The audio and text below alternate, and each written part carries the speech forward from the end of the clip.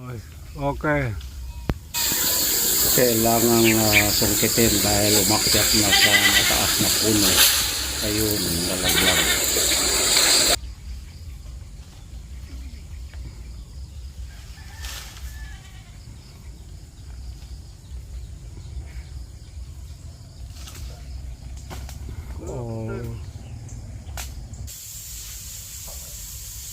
Ang haba-haba ng patula. Ayan o, bagong ani. 2 feet long. Ayan o. Ito naman ang dalawa maliit. Ito naman ang haba.